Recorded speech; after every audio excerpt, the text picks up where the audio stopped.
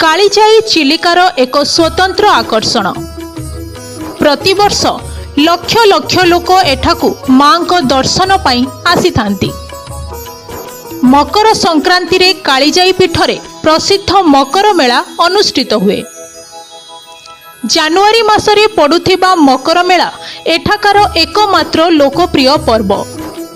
एही पर्वरे आखपाख अंचलर हजार हजार भक्तंक समागम होइथाए।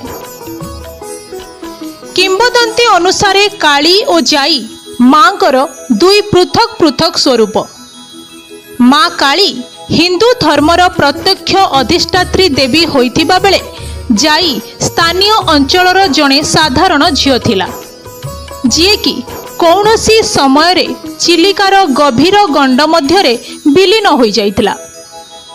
सेठारे अवस्थित अन्य एक द्वीप पारिकुदकू